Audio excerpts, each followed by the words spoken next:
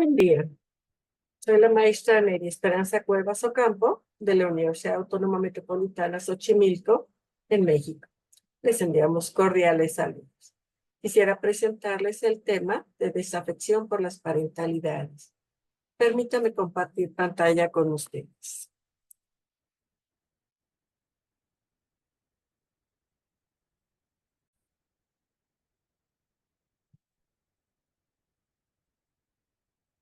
Bien, dentro del Congreso Panamericano de Psicología, Sexualidad y Tabú, y el Congreso Iberoamericano de Salud Mental, quisiera presentarles este tema que me preocupa de manera muy especial. Creo que es un fenómeno actual este rechazo a la parentalidad. Comencemos.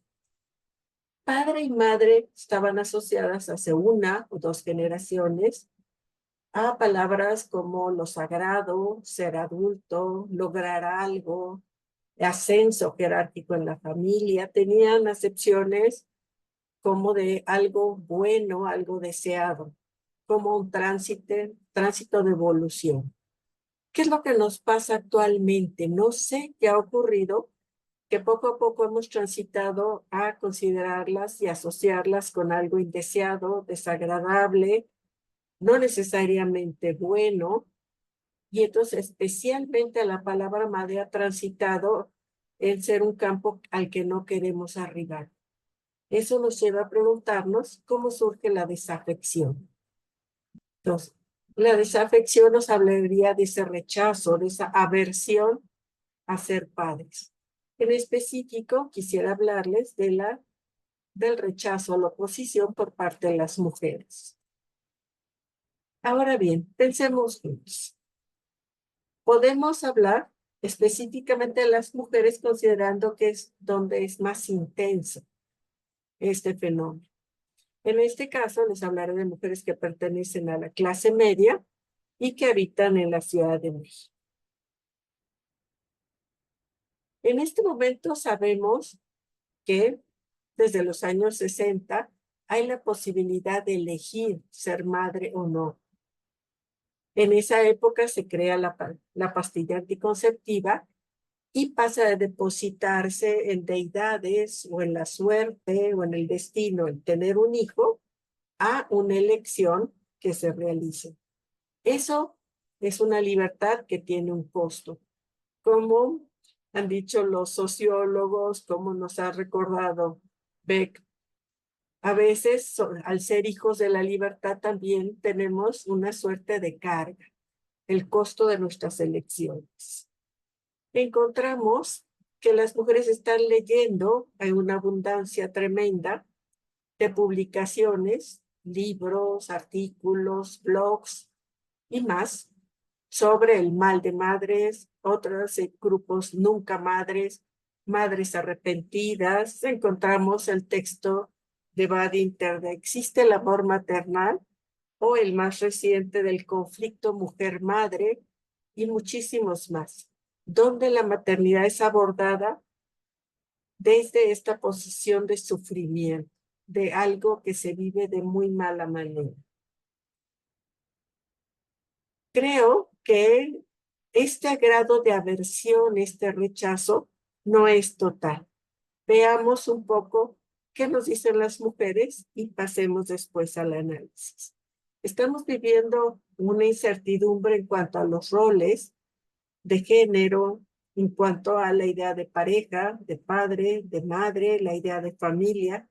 Hay una serie de cosas que están transitando, pero justamente esta transición nos deja en esta gran incertidumbre.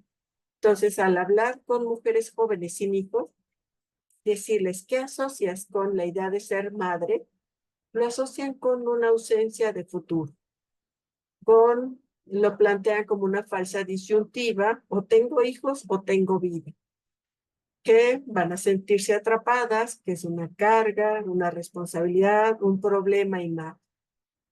Entonces, rechazan la idea de hijos porque lo asocian con esta sensación de algo que no desean. Y al hablar con nuevas madres que acuden con los profesionales, y es ahí donde tuvimos el encuentro, mencionan sentirse atrapadas. Es una decisión que los ha llevado a la angustia, al llanto, a la desesperación, y desean que el profesional se haga cargo, casi que les diga 3 pasos para ser buenos padres, 3 pasos para ser feliz, y muestran en muchos casos el arrepentimiento. Y eso nos lleva a decir, es necesario hablar de ello, es necesario que lo analicemos. Como decíamos, creo que la aversión no es absoluta y más en una cultura como la nuestra, donde la idea de la maternidad está inserta y tiene una valoración al tiempo que tiene muchas situaciones de rechazo, como que estamos observando un abanico de posturas al respecto. Entonces, dentro de esta aversión no absoluta, dentro de este rechazo, hay grados. Entonces, podemos hablar de situaciones como los perrijos, que llaman ahora un poco en broma, ¿no? Que se desea cuidar a perros, tratarlos como hijos, justamente porque es un amor incondicional, porque son niños que no crecen y están bajo nuestro control. Sin embargo, no nos van a demandar como los niños. Entonces encontramos también reacciones de ternura ante fotos de bebés o encontramos respuestas de aceptación a los niños de otras personas. Entonces, ¿cómo ordenar esta cantidad de elementos que se juegan dentro de los grados de rechazo? Podemos encontrar un extremo entre lo no pensante, pretender que no es un tema, no pensarlo, no abordarlo, porque en el momento que se vuelva pensable, se vuelve posible. Y entonces, ¿qué hacemos?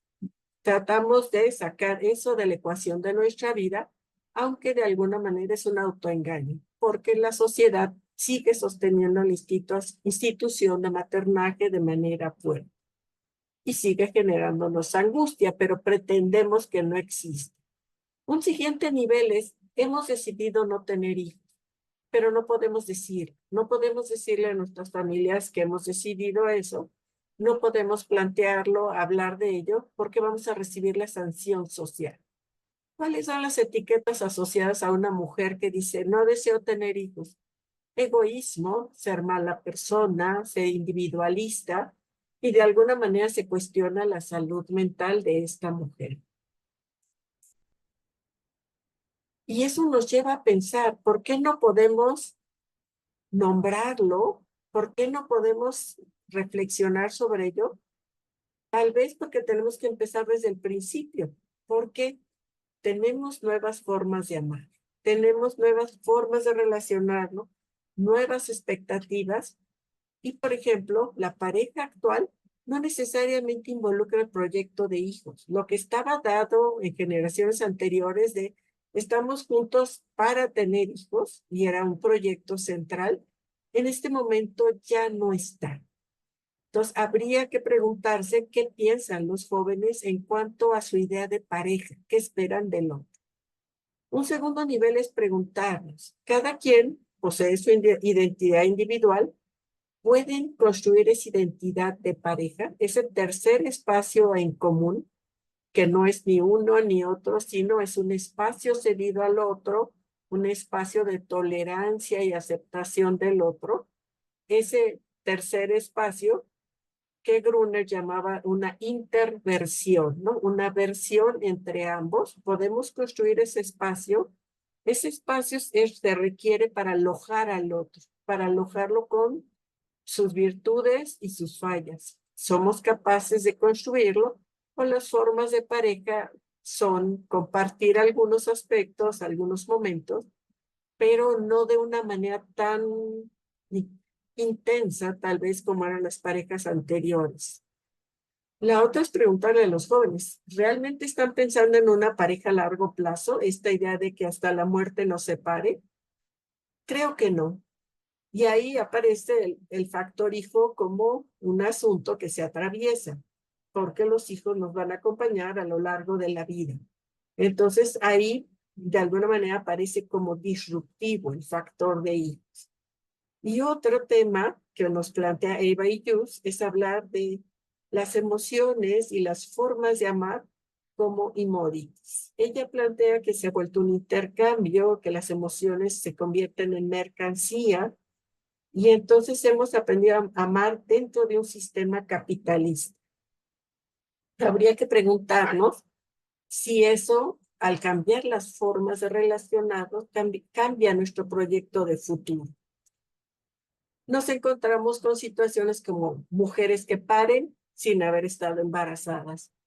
Esto nos los plantea la autora Marinopoulos, que habla de algo aparentemente paradójico. Mujeres que llevan su proceso de embarazo hasta el parto y no están embarazadas psicológicamente. No hubo una subjetivación del proceso para maternar. No se crearon prerepresentaciones y no se creó la identidad maternal. Entonces, son mujeres que arriban a tener un bebé en sus brazos sin estar preparadas para ello y con mucha dificultad para criar un hijo. ¿Por qué habría estas dificultades el día de hoy? Y sobre todo que estamos hablando de mujeres de clase media, con mujeres con una preparación académica, por lo menos a nivel de nivel medio superior o educación superior, con ingresos estables, y sin embargo encontramos que no hay para todos condiciones para maternar. ¿Realmente hay condiciones de apoyo para esas madres, acompañamiento?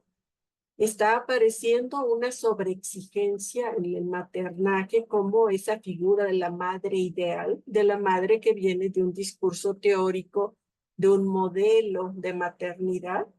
Entonces aparece un divorcio entre lo deseable correspondiente al modelo y lo que es realmente posible. Y esto a las madres los mete en muchos conflictos porque nunca son suficientes para la tarea. Entonces, esa mujer, una vez que se embarazó, pasa a empezar a preocuparse de lograr cubrir las demandas que va a tener. ¿Y qué es lo que encontramos? Aparece la moratoria social para maternar, es decir, cada vez se embarazan más tardíamente, casi al límite biológico. Hay una dificultad de asumir su rol y recordemos que el rol es una construcción cultural, que es una construcción donde nos perfilan una manera de operar. Pero esta cultura sigue sosteniendo a esa mujer que es ideal, es maravillosa y siempre controlada, siempre a cargo de su hijo, lo cual nadie puede cumplir, afortunadamente. Y la otra, las condiciones de vida que tenemos actualmente, las demandas, las aspiraciones, los procesos como la juvenilización, nos permiten arribar como adultos a un proceso de parentalidad. Esto nos lo pregunta Lutero, ¿no? De decir, ¿dónde están los adultos? ¿Realmente llegamos como sujetos para nosotros mismos? Es decir, nos hemos dado nuestra propia ley y nos hacemos cargo de nuestro comportamiento y podemos hacernos cargo de un otro. Entonces, son situaciones que se están jugando y están dificultando la decisión de maternar. Recordemos que lo que les pedimos a los padres es esta parte de tres aspectos esenciales. El don, que nos lo menciona Godelier. Godelier está recuperando este intercambio entre tribus donde se ofrecen algo, algún objeto, alguna cosa, no necesariamente de valor, pero que se la dan al representante de la otra tribu. Y en ese momento, al recibir el objeto, se establece una reciprocidad, un compromiso mutuo. Entonces, ahí, entre padres e hijos, se establece esa mutualidad, esa reciprocidad. Y aparecen otras dos características fuertes en los procesos de parentalidad: el sacrificio y la herencia. La capacidad de detenernos para permitir la emergencia de la palabra en el sentido de dolto, de darle la palabra al niño, de permitir que emerja, que construya, que tenga derecho a su opinión, y la parte de la herencia, de tener claro que es la generación de relevo, es la que nos va a suceder y que no tenemos por qué hacer una toma de poder o ser los amos del conocimiento para todo, ¿no? sino saber que ellos tienen que ir construyendo un lugar y nosotros apoyar en ello. Si no tenemos estas situaciones resueltas o claras, los apoyos sociales, la claridad de que realmente deseamos tener un hijo, si no tenemos condiciones socioeconómicas o de pareja, estamos arribando a maternidades inciertas, donde aparece un montón de contradicciones. Se desea ser madre a la vez que no se desea tener hijos, se desea estar embarazada, pero no hacerse cargo de un niño, y empiezan a aparecer contradicciones y fracturas. Eso lo que habla es estas transiciones de las que hablamos en las significaciones. Estas maternidades inciertas hacen que la mujer sí en principio deseaba embarazarse y tenía toda una construcción idealizada al respecto, pero el hecho de romantizar el embarazo y la maternidad hace que aparezcan decepciones en el momento de ejercer, así como la falta de apoyo para ello. Entonces son madres que son ambivalentes, son madres que se muestran inseguras, ansiosas, con un enorme sufrimiento, porque están tratando de dar la talla, de ser la madre perfecta, ¿no? Un siguiente nivel en estos rangos, en este rango que estamos abordando, es esa madre arrepentida. Esta madre ya se hizo consciente de que definitivamente cometió un error desde su punto de vista, se siente arrepentida de su decisión y lo más fuerte es que se siente enojada, se siente muy decepcionada y entonces pasa al abandono, al maltrato o la humillación de sus hijos. Entonces, estas madres realmente tienen un factor muy preocupante. Sufren mucho y hacen que sus hijos sufran mucho. Tal vez tenemos que darles voz a la madre y decirle, no tienes que ser maravillosa, ojo, la maternidad involucra un fracaso necesario. Hablemos de la amartía en los mitos. Nos hablan en el fenómeno de la amartía que aparece el héroe del mito que siempre va a intentar hacer lo correcto, pero está en una situación en que lo correcto claramente no puede hacerse. Y eso es lo que les ocurre a las mujeres, ya que si lograran ser madres perfectas, harían mal su tarea. Lo aclararemos en un momento. Y es necesario este fracaso para ser transformados. Este héroe, al percatarse de su fracaso, va a ser transformado a través del conocimiento del mundo y lo más importante, un conocimiento de sí y de sus límites. Se va a conocer a sí mismo y cuáles son sus posibilidades y con ello será enriquecido. Este fracaso, por supuesto que es paradójico. Aquí las madres deberían escuchar con más frecuencia que los niños lo que necesitan son madres suficientemente buenas, como dijo Winnicott, no madres perfectas.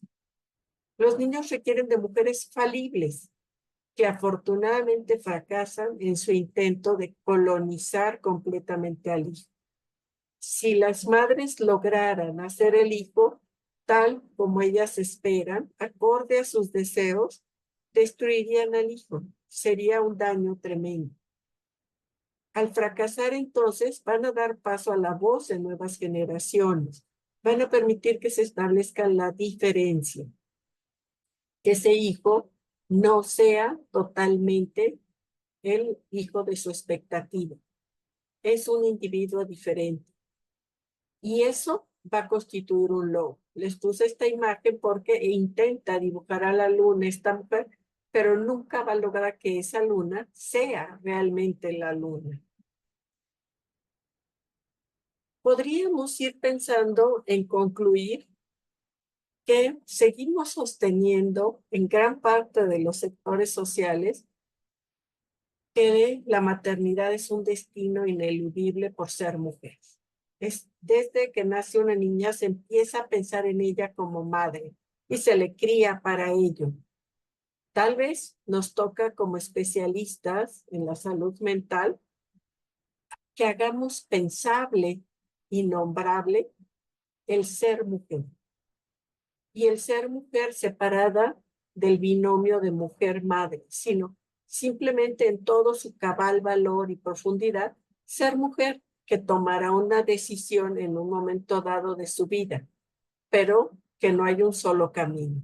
Esto sería hablar de habitar el mundo desde la eunoia, es decir, desde un bien pensar, desde ser capaces de valorar y pensar con cuidado en los afectos involucrados, en los conocimientos, en los registros corporales, en el contexto social, todos los elementos en juego que están haciendo que ese individuo sea tal, esa mujer sea ella, y que pueda decidir qué es lo mejor para mí, qué es lo que yo quiero.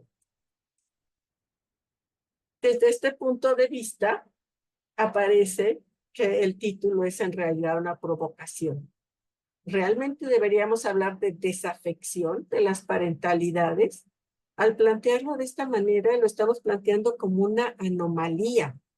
Se les nombra a las mujeres que no tienen hijos como nulíparas, que tienen una carga muy fuerte. Son verdades construidas de una mujer fallida, una mujer sin hijos o una mujer que no tiene hijos. No es se olvida que es una mujer. Entonces, el hablar de desafección está muy cargado, es muy tendencioso y justamente quería provocar y decir, ¿cabe nombrar así? O hablar de mujeres simplemente.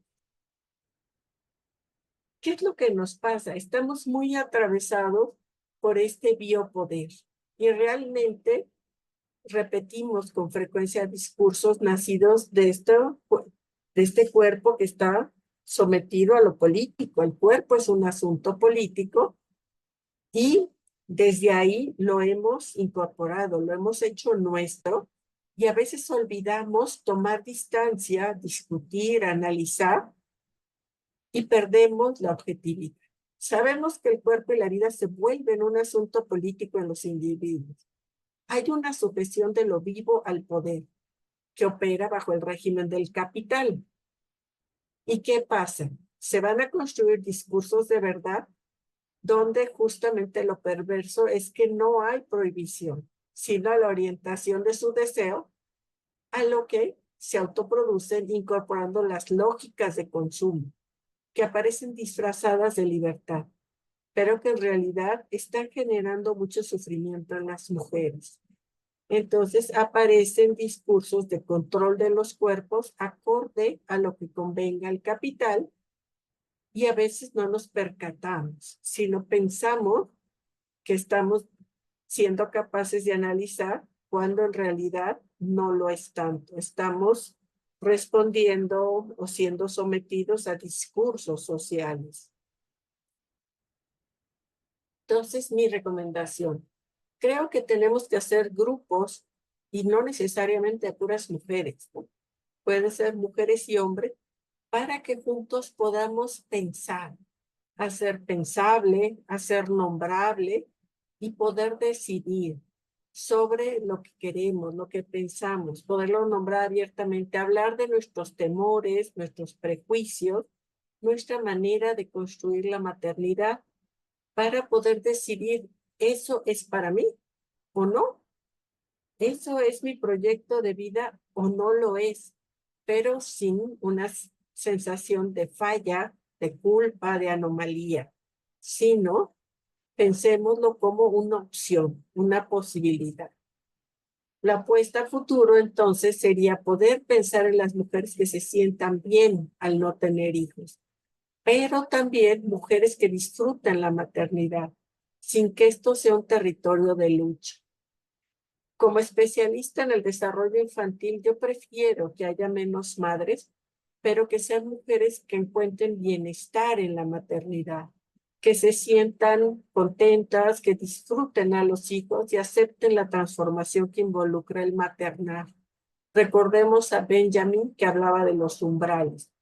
La maternidad es un paso por un umbral. Pasamos y no hay vuelta atrás y en el momento que atravesamos seremos transformados. aprenderemos cosas, fracasaremos y lograremos aprender. Pero este umbral no es el único umbral, no es el único que existe. Entonces, prefiero que sea una elección donde realmente se desea estar a que decidamos tener hijos por sometimiento social, por un mandato social de otros, ¿no? Por las presiones que recibimos y después vivimos un mal maternal. Entonces, no existen los buenos maternajes, pero sí existen los maternajes malos como expresión de sufrimiento y daño. Creo que en caso de que decidamos tener un hijo, merecemos ser acompañadas, sostenidas, para que esa maternidad no sea una maternidad en solitario, ni sea una maternidad llena de sufrimiento. Entonces, recordemos, el destino de cada mujer es necesariamente un destino individual, sí, pero también es un destino colectivo.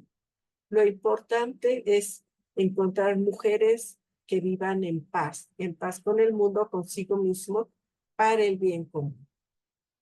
Les agradezco mucho su atención. Estoy a sus órdenes en este correo para que podamos establecer un diálogo.